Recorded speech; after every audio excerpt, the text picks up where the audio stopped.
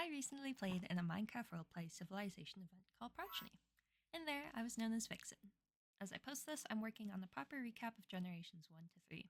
But since that's going to take forever and be a long video, here's a fun little rapid fire recap to pass the time. Generation 1.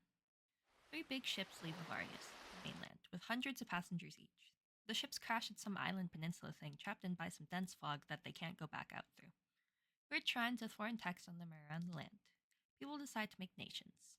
Aaron led by Matthias Venthier, Longfork led by Kenneth Carrasco, the Circle of Birch led by Novella Sortisani, Wave led by Scarlet, and then there's some other smaller groups gathered around too, like Soulflame, which joins Wave. Longfork finds Big Rock. Wave and Aaron have meeting, then Aaron learns through some guy that pretty much every nation other than Aaron is having a separate meeting elsewhere. Some conspiracies, rumors, research, all that jazz happens around. Wave and Aaron go to almost war at some point, but end things peacefully.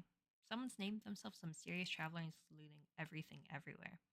Longfork games happen and Wave wins overall. It's pretty cool. Spellish is also a pretty cool small nation somewhere now.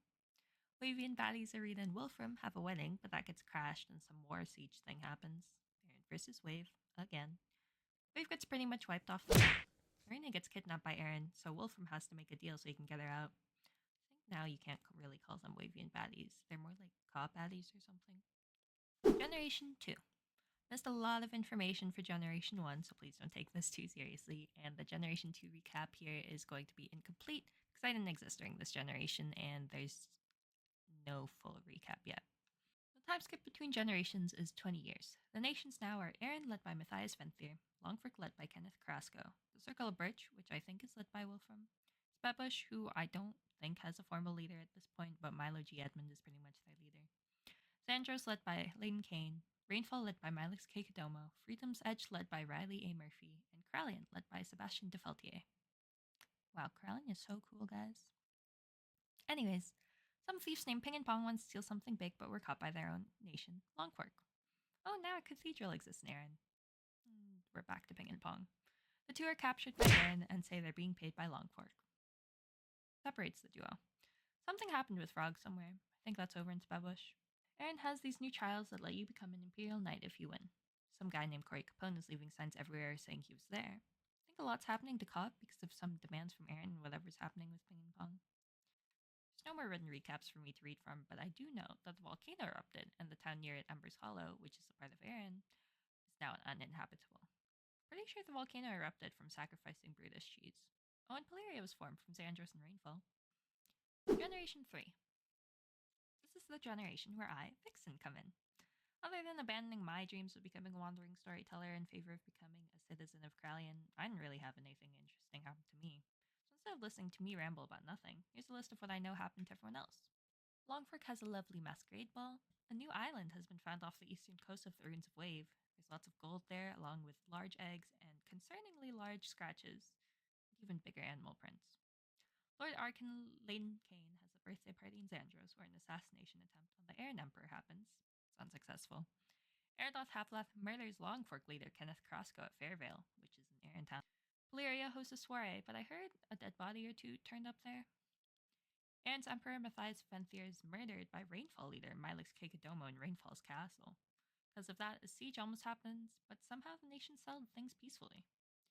Now there's a fight for the throne amongst the rightful heir, Marcos Venthier, and his daughter Malia Venthier. Marcos Venthier is a drunkard and not fit for ruling, and eventually Malia Venthier ascends the throne. Cordic Alliance is announced, and it's essentially a defensive pact. It's pretty much everyone but Aaron. Also, Freedom's Edge and Krallian are vassals of Aaron this generation. Royal wedding between long-lost heir Thorn Potts and Krallite librarian Estrella Earhart. Their coronation happens after that. I love Krallian. Corey Capone, that guy with the signs, was arrested and then wrongfully murdered by Aegon Venthier. The Longfork Games happens. Spetbush wins. Do I need to mention the Arthur Kettle happenings? Or the Speak of Forrester happenings? There's a double wedding during Winter's Giving.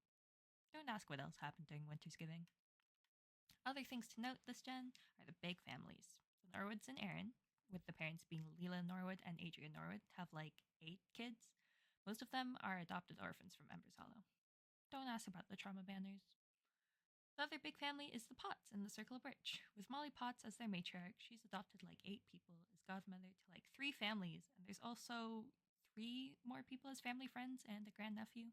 Lovely people. Oh, also there's the planchettes whose father is long dead but somehow had kids somewhere, and they're a pretty big topic too. And that's all I have to say. Again, please don't take this quick summary too seriously, as I skipped a lot of events that occurred and had some bias written in. Hopefully, I can post a proper and formal Progeny recap one day. So until then, I can't wait to tell a story with you guys, because we can do it collaboratively.